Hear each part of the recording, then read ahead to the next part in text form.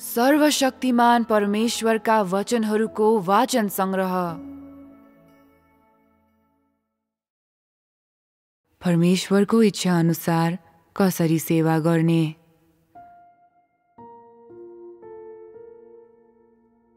जब एकजना व्यक्तिले परमेश्वरमा विश्वास गर्छ, तब उसले सटीक रूपले उहाँको सेवा कसरी गर्नुपर्छ त?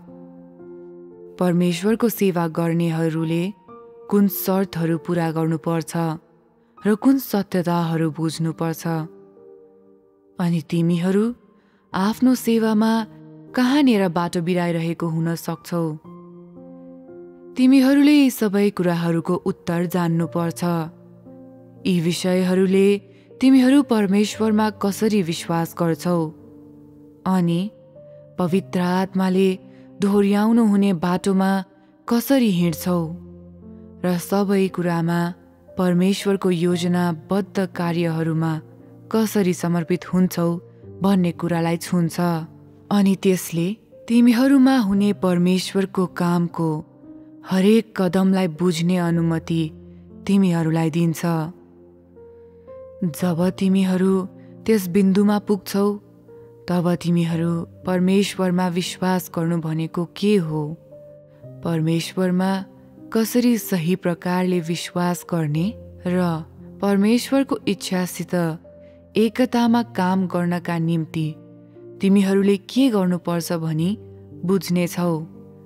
यसले तिमीहरूलाई परमेश्वरको कामप्रति पूरा र सम्पूर्ण रूपमा आज्ञाकारी बनाउनेछ। तिमीहरूमा कुनै गुनासोहरू हुने छैन। तिमीहरूले न्याय गर्ने छैनौ वा विश्लेषण गर्ने छैनौ। परमेश्वरको कामको खोजको कुरा त परै छाडौ।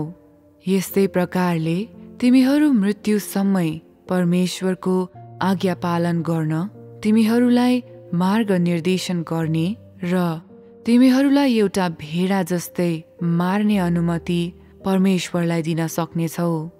यसरी तिमीहरू सबै 1990 को दशकका पत्रुसहरू बन्न सक्नेछौ अनि अलिकति पनि गुनासो नगरी यहाँसम्म कि क्रुसमा चढ्नु पर्यो भने पनि परमेश्वरलाई प्रेम गर्न सक्नेछौ। तब मात्र तिमीहरू 1990 को दशकका पत्रुसहरू जस्तो भएर जिउन सक्नेछौ। संकल्प गरेका सबैले परमेश्वरको सेवा गर्न सक्दछन्, तर परमेश्वरको इच्छालाई पूरा ध्यान दिने र परमेश्वरको इच्छा बुझ्ने व्यक्तिहरू मात्र परमेश्वरको सेवा गर्ने योग्यका र हकदार हुनेछन्। मैले तिमीहरूको बीचमा यो थाहा पाएको छु, धेरै मानिसहरू जबसम्म तिनीहरू जोसिलो भएर परमेश्वरको निम्ति सुसमाचार फैलाउँछन्, परमेश्वरका निम्ति बाटोमा जान्छन्, आफैलाई खर्च गर्छन् र परमेश्वरका निम्ति केही थोकहरू त्याग्छन् र त्यस्तै अरू कुराहरू गर्छन्, तब त्यसलाई परमेश्वरको सेवा हो भनी विश्वास गर्छन्। अझ धेरै धार्मिक मानिसहरू त हातमा बाइबल लिएर यताउति दगुर्नु, स्वर्गको राज्यको सुसमाचार फैलाउनु र मानिसहरूलाई पश्चाताप र पाप स्वीकार गर्न लगाएर मुक्त गर्नु परमेश्वरको सेवा गर्नु हो भनी विश्वास गर्छन्। यस्ता धेरै धार्मिक अगुवाहरू पनि छन् जसले परमेश्वरको सेवा गर्नु भनेको उच्च अध्ययन गरेर अनि सेमिनरीमा तालिम लिएर च्यापलमा प्रचार गर्नु र बाइबलका शास्त्रहरू पढेर मानिसहरूलाई शिक्षा दिनु हो भनी विचार गर्छन्। यसबाहेक गरिब क्षेत्रहरूमा यस्ता मानिसहरू हुन्छन् जसले परमेश्वरको सेवा गर्नु भनेको बिरामीलाई निको पार्नु र तिनीहरूका दाजुभाइ दिदी बहिनीहरूको बीचमा भएका भूतात्माहरू निकाल्नु वा उनीहरूका निम्ति प्रार्थना गर्नु वा उनीहरूको सेवा गर्नु हो भनी विश्वास गर्छन्। तिमीहरूको बीचमा धेरैजना यस्ता मानिसहरू छन् जसले परमेश्वरको सेवा गर्नु भनेको परमेश्वरको वचनहरू खानु र पिउनु, हरेक दिन परमेश्वरलाई प्रार्थना गर्नु, साथै सबैतिरका मण्डलीहरूमा भेटघाट गर्न जानु र कामहरू गर्नु हो भनी विश्वास गर्छन्। अरू दाजुभाइ दिदीबहिनीहरू छन् जुनहरूले परमेश्वरको सेवा गर्नु भनेको कहिले विवाह नगर्नु वा परिवार खडा नगर्नु र आफ्नो सम्पूर्ण अस्तित्व परमेश्वरमा समर्पण गर्नु हो भनी विश्वास गर्छन्। तापनि परमेश्वरको सेवा गर्नु भनेको के हो, सो थोरै मानिसहरूले साँच्चै जानेका हुन्छन्। परमेश्वरको सेवा गर्ने मानिसहरू आकाशका ताराहरू जति नै धेरै भए पनि प्रत्यक्ष रूपमा र परमेश्वरको इच्छा अनुसार सेवा गर्नेहरूको संख्या नगण्य, महत्त्वहीन रूपमा कम छ। म किन यो कुरा भन्दछु?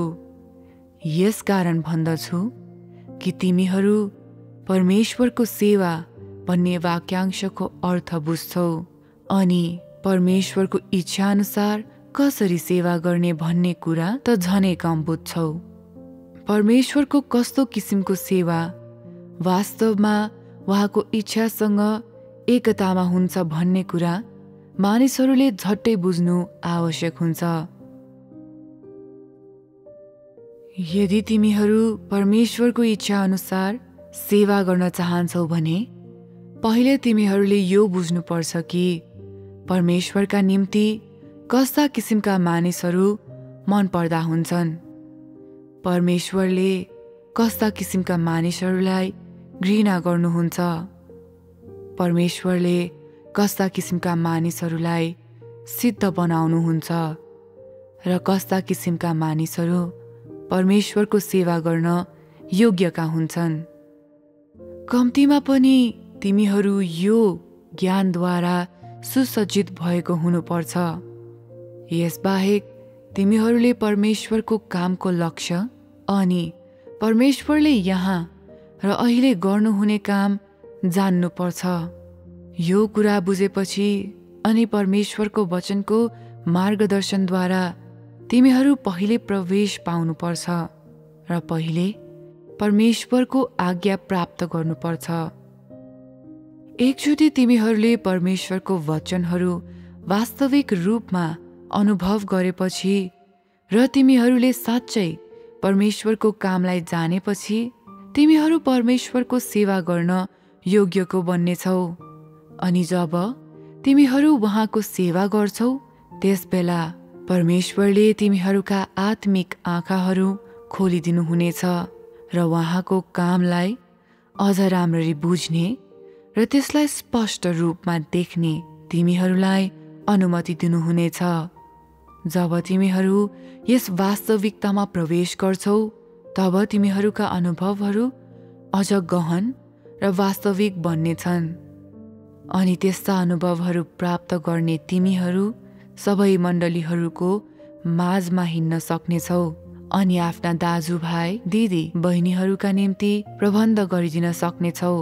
यसरी तिमीहरू प्रत्येकले एकअर्काको शक्तिबाट लिएर तिमीहरूको आफ्नै कमीहरू पूरा गर्न सक्नेछौ अनि तिमीहरूका आत्माहरूमा अझ राम्ररी ज्ञान प्राप्त गर्नेछौ।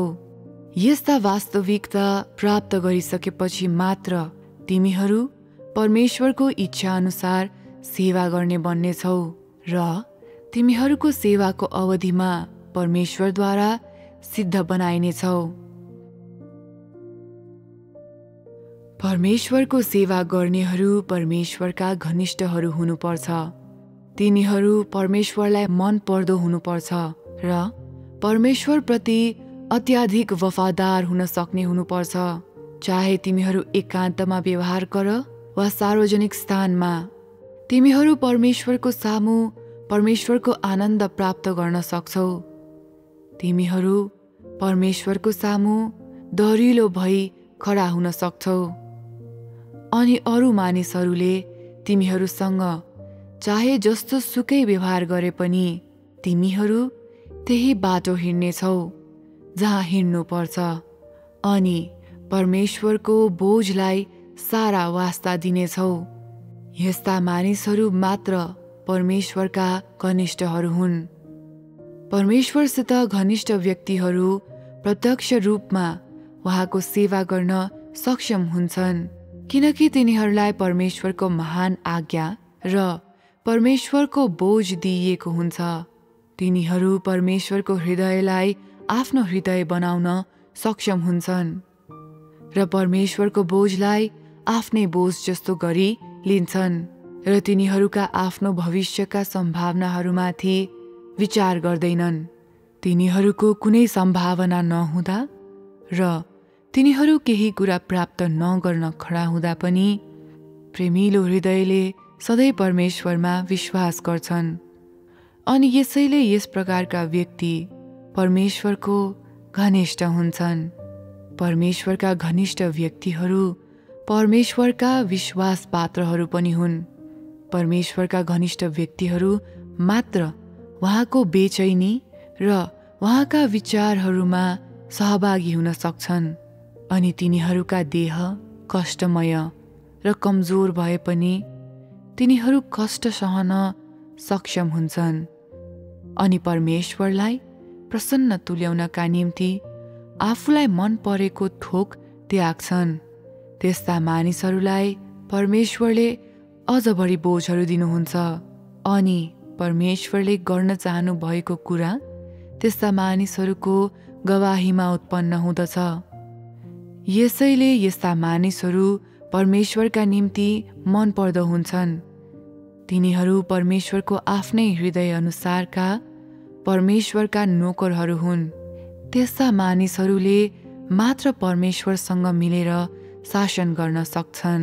जब तँ साँच्चै परमेश्वरको घनिष्ठ बनेका हुन्छस्, त्यही बेला नै हो जब तैँले परमेश्वरसित एकसाथ शासन गर्नेछस्। यसो परमेश्वरको आज्ञा पूरा गर्न अर्थात् सारा मानव जातिको छुटकाराको काम गर्न सक्षम हुनुहुन्थ्यो, किनकि उहाँले आफ्नै निम्ति कुनै योजनाहरू वा व्यवस्थाहरू नगरी परमेश्वरको इच्छामा पूरा ध्यान दिनुभयो। त्यसै पनि उहाँ आफै परमेश्वरसित अति घनिष्ठ हुनुहुन्थ्यो, जुन कुरा तिमीहरू सबैले राम्ररी बुझ्दछौ। वास्तवमा उहाँ आफै परमेश्वर हुनुहुन्थ्यो, जुन कुराको साक्षी परमेश्वरले दिनुभयो। मैले यस विषयको उदाहरण दिनका निम्ति येशूका तथ्यहरू प्रयोग गर्नलाई यहाँ यो कुरा भन्दैछु। उहाँ परमेश्वरले व्यवस्थापन योजनालाई केन्द्रमा राख्न सक्षम हुनुहुन्थ्यो अनि उहाँले सधैँ स्वर्गका पितासँग प्रार्थना गर्नुभयो र स्वर्गका पिताको इच्छा खोज्नुभयो। उहाँले प्रार्थना गर्दै भन्नुभयो, हे परमेश्वर पिता, तपाईको इच्छा जे छ त्यो पूरा गर्नुहोस् अनि मेरा इच्छाहरू अनुसार होइन तर तपाईको योजना अनुसार काम गर्नुहोस्। मानिस कमजोर हुन सक्छ, तर तपाईँ त्यसको किन वास्ता गर्नुहुन्छ? मानिस तपाईको वास्ता पाउने योग्यको कसरी बन्न सक्छ? अर्थात् मानिस जो तपाईको हातमा एउटा कमिला जस्तो छ। मेरो हृदयमा म तपाईको इच्छा मात्र पूरा गर्न चाहन्छु अनि तपाईले आफ्नो इच्छा अनुसार ममा जे गर्न चाहनुहुन्छ त्यो गर्नुहोस् भन्ने म चाहन्छु। यरुशलेम तर्फ जाने बाटोमा येशू ठूलो वेदनामा हुनुहुन्थ्यो। मानौ उहाँको मुटुमा छुरी रोपेको जस्तो भएको थियो। तापनि उहाँमा आफ्नो वचनबाट पछि फर्कने अलिकति पनि इच्छा थिएन। त्यहाँ सधैँ एउटा प्रबल शक्ति थियो जसले उहाँलाई त्यतातिर बढ्न बाध्य बनायो जहाँ उहाँ क्रुसमा टाङ्गिनु हुने थियो। अन्त्यमा उहाँलाई क्रुसमा काँटी ठोकियो र मानव जातिको छुटकाराको काम पूरा गर्दै उहाँ पापी मानिसको समानतामा हुनुभयो। उहाँले मृत्यु र पातालका बन्धनहरू तोडेर स्वतन्त्र हुनुभयो। उहाँको सामुन्ने मृत्यु, नरक र पातालले तिनीहरूका शक्ति गुमाए र उहाँद्वारा पराजित भए। उहाँ 33 वर्ष जिउनुभयो। ती अवधिभरि उहाँले सधैँ त्यसबेला परमेश्वरको काम अनुसार परमेश्वरकै इच्छा पूरा गर्ने सक्दो कोसिस गर्नुभयो। उहाँले आफ्नो फाइदा वा नोक्सानीको बारेमा कहिले पनि विचार गर्नु भएन अनि सधैँ परमेश्वर पिताको इच्छाको बारेमा सोच्नुहुन्थ्यो। यसै कारण उहाँको बप्तिस्मापछि परमेश्वरले यसो भन्नुभएको थियो, यो मेरो प्रिय पुत्र हो जसमा म अति प्रसन्न छु। परमेश्वरको सामुन्ने उहाँले गर्नुभएको सेवा जुन परमेश्वरको इच्छा अनुरूप थियो। त्यसैले गर्दा परमेश्वरले सारा मानव जातिलाई छुटकारा दिने गह्रौ काम उहाँको काँधमा राखिदिनु भयो र त्यो पूरा गर्न लगाउनु भयो। अनि त्यो महत्त्वपूर्ण काम पूरा गर्न उहाँ योग्य हुनुहुन्थ्यो र उहाँलाई अधिकार दिइएको थियो। उहाँले आफ्नो जीवनभरि परमेश्वरका निम्ति असीमित दुःखहरू भोग्नुभयो अनि शैतानद्वारा उहाँको अनगिन्ती पटक परीक्षा भयो, तर उहाँ कहिले निराश हुनु भएन। परमेश्वरले उहाँलाई यति ठुलो काम दिनुभयो किनभने उहाँमाथि भरोसा राख्नुभयो र उहाँलाई प्रेम गर्नुभयो। यसैले परमेश्वरले व्यक्तिगत रूपमा यसो भन्नुभयो, यो मेरो प्रिय पुत्र हो जसमा म अति प्रसन्न छु। त्यसबेला येशूले मात्र त्यो आज्ञा पूरा गर्न सक्नुहुन्थ्यो अनि परमेश्वरले अनुग्रहको युगमा सारा मानव जातिलाई छुटकारा दिने काम पूरा गर्ने एउटा व्यावहारिक पक्ष थियो। यदि येशू जस्तै तिमीहरूले पनि परमेश्वरको बोझलाई पूरा ध्यान दिन्छौ र तिमीहरूका देहतिर पिठ्यू फर्काउँछौ भने परमेश्वरले उहाँका महत्त्वपूर्ण कामहरू तिमीहरूलाई सुम्पनु हुनेछ। त्यसरी तिमीहरूले परमेश्वरको सेवा गर्नका निम्ति चाहिने शर्तहरू पूरा गर्नेछौ। त्यस्ता परिस्थितिहरूमा पर्दा मात्र तिमीहरूले परमेश्वरको इच्छा पूरा गर्दैछौ र उहाँले दिनुभएको आज्ञा पूरा गर्दैछौ भन्ने साहस गर्छौ। अनि तब मात्र तिमीहरूले साँच्चै परमेश्वरको सेवा गर्दैछौ भन्ने साहस गर्छौ। येशूको उदाहरणसँग तुलना गर्दा के तँ परमेश्वरसित घनिष्ठ छस् भन्ने साहस गर्छस्? के तँ परमेश्वरको इच्छा पूरा गर्दैछस् भन्ने साहस गर्छस्? के तँ साँच्चै परमेश्वरको सेवा गर्दैछस् भन्ने साहस गर्छस्? आज तँ परमेश्वरको सेवा कसरी गर्ने सो बुझ्दैनस्। के तँ परमेश्वरसित घनिष्ठ छस् भन्ने साहस गर्छस्? यदि तँ परमेश्वरको सेवा गर्दैछस् भन्छस् भने के तैँले उहाँको विरुद्धमा ईश्वर निन्दा गर्दैनस् र? यस विषयमा विचार गर। के तैँले परमेश्वरको सेवा गर्दैछस् वा आफ्नै सेवा गर्दैछस्? तँ शैतानको सेवा गर्छस् तापनि हठी बन्दै अझ परमेश्वरकै सेवा गरिरहेका छस् भन्छस्। के यसो गरेर तँ ईश्वर निन्दा गर्दैनस् र? मेरो पिठ्यू पछाडि धेरैजना मानिसहरू सामाजिक प्रतिष्ठाको आशिष पाउने लालसा गर्छन्। तिनीहरू घाँटीसम्म आउने गरी खान्छन्। तिनीहरू सुत्न मन पराउँछन् र देहमा पूरा ध्यान दिन्छन्। देहको लागि कुनै उपाय छैन भनी सधैँ डराउँछन्। तिनीहरू मण्डलीमा आफूले गर्नुपर्ने उचित काम गर्दैनन् तर मण्डलीको उदारताको फाइदा उठाउँछन्। वा कि त तिनीहरूका दाजुभाइ र दिदीबहिनीहरूलाई मेरा वचनहरूद्वारा हप्काउँछन्। अधिकारका स्थानहरूमा बसेर अरूमाथि हुकुम चलाउँछन्। यस्ता मानिसहरू आफूले परमेश्वरको इच्छा पूरा गरिरहेका छौँ भन्छन् र तिनीहरू परमेश्वरका घनिष्ठ मानिसहरू हुन् भनी सधैँ भन्ने गर्छन्। के यो हास्यास्पद कुरा होइन त? यदि तेरो उद्देश्यहरू सही छन् तापनि परमेश्वरको इच्छा अनुसार सेवा गर्न सक्दैनस् भने त मूर्ख बन्दैछस्। तर यदि तेरो उद्देश्यहरू सही छैनन् भने र पनि परमेश्वरको सेवा गर्दैछस् भन्छस् भने त त्यस्तो व्यक्ति हो जसले परमेश्वरको विरोध गर्छ र तैँले परमेश्वरबाट दण्ड पाउनुपर्छ। त्यस्ता मानिसहरूप्रति मेरो कुनै सहानुभूति छैन। परमेश्वरको भावनामा तिनीहरू सित्तैमा फाइदा उठाउँछन्, सधैँ देहको आराम सुविधाको लालसा गर्छन् अनि परमेश्वरको चासोका कुराहरूमा कुनै ध्यान दिँदैनन्। तिनीहरू सधैँ आफ्नो निम्ति जे असल छ त्यसैको मात्र खोजी गर्छन् अनि तिनीहरू परमेश्वरको इच्छामा कुनै ध्यान दिँदैनन्। तिनीहरू आफूले गरेको कुनै पनि कार्यमा परमेश्वरका आत्माले गर्नुहुने सूक्ष्म जाँचलाई स्वीकार गर्दैनन्। तिनीहरू सधैँ आफ्ना दाजु, भाइ, दिदी, बहिनीहरूसँग चलाखी र छल गर्छन् अनि दाखबारीको चतुर स्याल जस्तो भएकोले तिनीहरू अङ्गुर चोर्छन् र दाखबारी कुल्ची मिल्ची गर्छन्। के त्यस्ता मानिसहरू परमेश्वरसित घनिष्ठ हुन सक्छन्?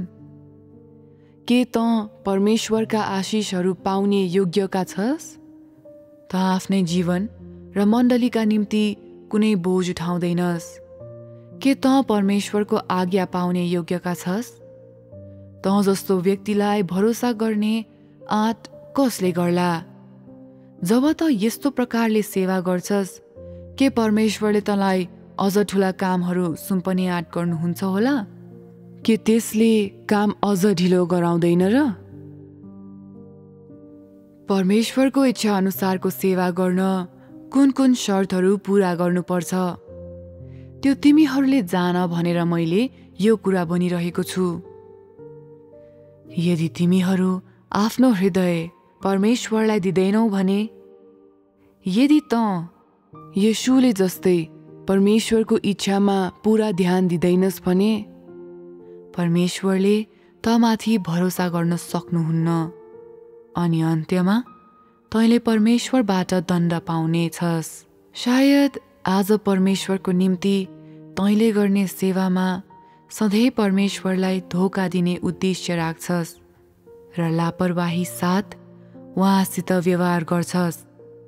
संक्षेपमा भन्नुपर्दा चाहे जे नै भए पनि यदि त परमेश्वरलाई ठग्छस् भने तँमाथि कठोर न्याय आइलाग्नेछ। तैँले दोहोरो मन नबनाई पहिले आफ्नो हृदय परमेश्वरमा सुम्पिएर परमेश्वरको सेवाको सही बाटोमा प्रवेश गर्ने फाइदा उठाउनुपर्छ। चाहे त परमेश्वरको सामुन्ने होस् वा मानिसहरूको सामुन्ने, तेरो हृदय सधैँ परमेश्वरतिर फर्केको हुनुपर्छ अनि तैँले पनि येशूले जस्तै परमेश्वरलाई प्रेम गर्ने सङ्कल्प गर्नुपर्छ। यसरी परमेश्वरले तँलाई सिद्ध बनाउनु हुनेछ अनि त उहाँको हृदय अनुरूपको परमेश्वरको सेवक बन्नुहुनेछ। यदि त साँच्चै परमेश्वरद्वारा सिद्ध बनाइनु र तेरो सेवा उहाँको इच्छा अनुरूप भएको चाहन्छस् भने परमेश्वरको विश्वासको सम्बन्धमा तेरो पहिलेका विचारहरू बदल्नुपर्छ अनि पहिले जुन तरिकाले परमेश्वरको सेवा गर्थिस् त्यो तरिका बदल्नुपर्छ। यसरी त परमेश्वरद्वारा अझ बढी सिद्ध बनाइनेछस्। त्यसो भएपछि परमेश्वरले तँलाई त्याग्नुहुने छैन अनि त पनि पत्रुस जस्तै परमेश्वरलाई प्रेम गर्ने मानिसहरूको पहिलो पंक्तिमा हुनेछस्। यदि त पश्चाताप नगरी बस्छस् भने तैँले पनि यहुदाको जस्तै अन्त्यको सामना गर्नुपर्नेछ। यो कुरा परमेश्वरमा विश्वास गर्ने सबैले बुझ्नुपर्छ।